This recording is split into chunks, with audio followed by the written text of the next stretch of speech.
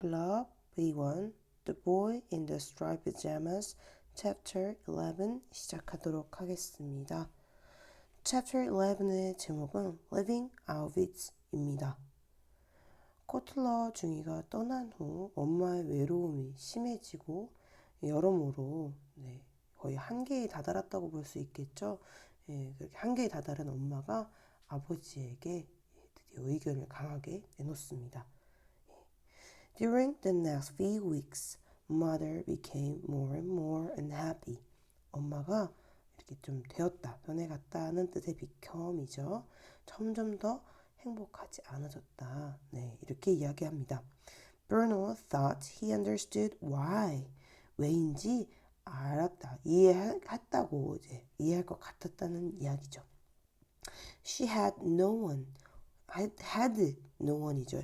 이게 우리나라에는 조금 없는 표현이라고 생각할 수 있는데 영어에 참 많이 나오잖아요. had 가졌는데 no one 없어요. 있는데 없어요. 그런 이 표현 방식이라고 해야 될까요? had no 한 다음에 이제 명사 붙여서 있는데 없게 된 결과적으로는 없는 거죠. 그것을 이렇게 표현하는 거 이렇게 일상적인 책 속 본문에서나 여러 부분에서 접하다 보면 자연스럽게 나중에 혹시나 스피킹이라든지 라이팅처럼 내가 아웃풋을 해야 되는 순간이 왔을 때 자연스럽게 이 표현이 나오실 수 있을 거라 생각합니다. She had no one to talk to. 이야기할 사람이 아무도 없었다는 얘기죠. After Lieutenant Kotler left. 코틀러가 떠난 후에. 그러니까 코틀러 중이가 좋은 사람인지 안 좋은 사람인지 따지기도 전에 그런 이성적인 생각은 이미 2차적인 거였고 엄마에게는 편하게 말을 나눌 누군가가 필요했던 거예요.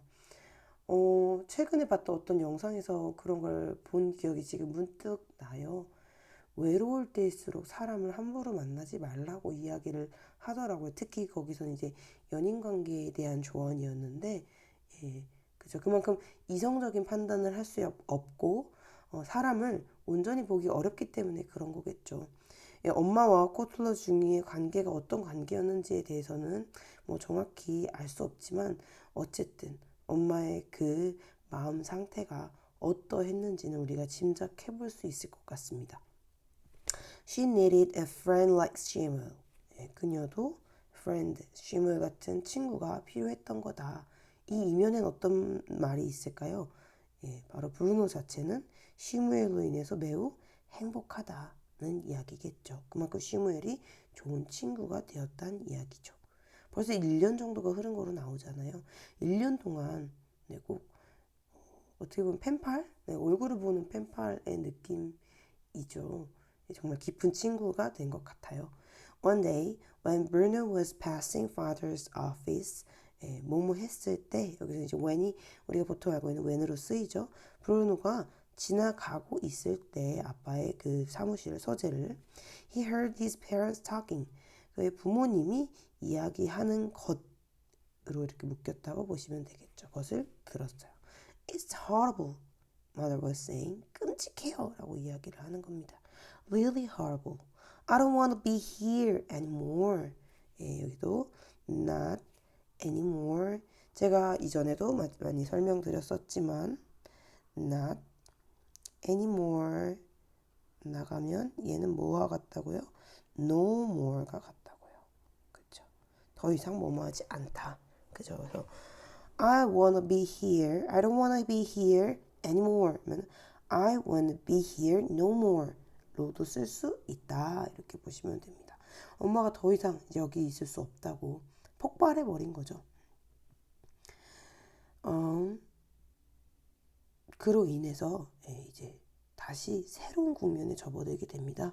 결국 엄마의 의견을 듣기로 생각한 아버지는 그레텔과 브루노를 불러서 이곳에서의 생활이 어떠냐고 물어보죠. 당연히 그레텔 역시 친구가 없어서 너무 외롭다고 이야기를 합니다. 그런데 브루노는 그렇지 않죠. 브루노는 슈무엘이 있으니까. 그래서 얼핏 들으면 되게 어른스러울 수 있는 대답을 하죠. 어디 가나 친구는 그리울 것 같아요. 라는 식으로 이제 눌러 이야기합니다. 그러나 결국 아버지는 보내기로 마음을 먹죠. 베를린으로 자신만 여기 남아있기로 합니다. 그렇게 되고 나서 며칠간 슈무엘이 보이지 않습니다. 마음도 초조해지는 브루노죠. 이제 바로 떠날 것 같은데 슈무엘에게 인사도 못하고 떠날까봐 아쉬운 마음이 가득합니다. 어느 날 그런데 드디어 슈무엘을 만나게 됩니다. Bruno smiled and sat down on the ground opposite him. 예, opposite이란 단어 기억나시죠? 크레텔이 Jews, 유대인들의 자신은 opposite이다 라고 했던 그 opposite이 떠오릅니다. 웃으면서 그의 반대편에 앉았어요. Then he held out, 꺼내놓는 hold, 쥐운 걸 내놨다 이런 느낌으로 이해하시면 되죠. Held out a piece of bread from the kitchen. 키친에서 가져온 빵 한 조각을 내놨어요. Shmuel usually reached it quickly for any food. 예. 원래 보통 때는 reach it 닿았어요. 그러니까 손을 훅 내민 거죠. 빵을 주면 너무 배고프니까 손을 내밀었던 그 장면인 거죠. 재빨리 내밀었는데 any food에 대해서 부연 설명하기 위해 which 넣었죠. 브루노가 가져온 어떤 음식이든 손이 막 바로 나갔었는데 but today he did not. 오늘은 그렇지 않았다고 해요. And he looked even more unhappy. 그리고 더 행복해 보이지 않았대요. 그렇죠? I thought that you weren't coming anymore. 너가 더 이상 안 오는 줄 알았어. 여기도 not anymore 표현 또 나오네요. 나 네가 또 다시는 안 오는 줄 알았어 라고 말합니다. I came yesterday. 나 어제도 왔고 and the day before. 그제도 왔어. the day before 하면은 보통 그 이전, 그저께 같은 개념이죠.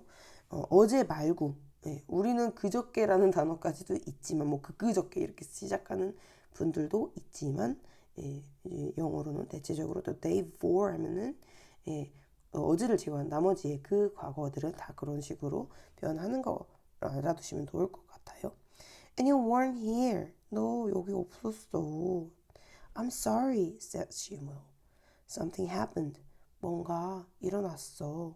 뭐가 일어났을까요? 또 불길하게 브루노까지 이사 가게 생겼는데 슈무엘에게 무슨 일이 생겼습니다. What was it? asked Bruno. His father. I can't find him. 아빠가 사라졌습니다. 나 아빠를 찾을 수가 없어 라고 슈무엘이 이야기하죠. 눈치가 좀 빠르신 분들이라든지 어른들이면 너무 슬픈데 이 장면, 이 단어 보면 이해하실 거예요. 어떤 일이 일어난 건지. 그전엔 할아버지도 사라졌었다고 이야기했잖아요. 근데 이제는 아버지가 사라졌습니다. 네. 하지만 우리 순진한 브루노는 전혀 감을 잡지 못하죠. You can't find him? That's very strange. 아빠 못 찾았어? 그거 이상하네. 하면서 very strange가 리더스북에는 조금 이제 쉬운 단어로서 very strange라고 쓰였지만 이제 오리지널에는 odd라고 되어 있습니다. odd라는 게 상당히 되게 많이 쓰여요. 일반적인 사용에서도 odd. 그거 좀 이상하네. 걔 좀 이상해 라고 표현할 때 odd가 많이 쓰인다는 거 기억해 두시면 좋을 것 같아요. Maybe he went to work in a different place. 아마도 아빠가 다른 데로 일하러 간 거 아닐까? 라고 이야기합니다. I hope so. 그랬으면 좋겠어. I could ask father. 나 아빠한테 물어볼 수 있어. He knows lots about life. on your side of the fence. 너 그 펜스 중에서도 네 쪽에 있는 그 사람들에 대해서 많이 알아. 라고 이야기합니다. 그쵸. 참 브루노도 너무 순수해서 슬프죠. 아빠한테 이게 물어볼 일일까요? 이런 말로 아빠는 간단히 말하면 바로 이 사건, 모든 사건을 책임지고 있는 가해자인데 무섭기까지 하죠. 네, 무섭고 슬픈 그런 현실. 그런데 없었을 것 같지 않은 현실이라는 게 더 슬픕니다. 과연 저 왜 이래야만 했을까요? 왜 인간은 이렇게 잔인해질까요? 더 무서운 건 아예 정말 살인을 하기 위한 살인범이라든지 네, 이렇게 좀 제정신이 아닌 그런 정상적이지 않은 사람들이면 모르겠는데 지금 브루노의 아버지는 브루노에게 있어서는 정말 누구보다도 좋은 아버지라는 거가 참 우리를 혼란스럽게 만듭니다.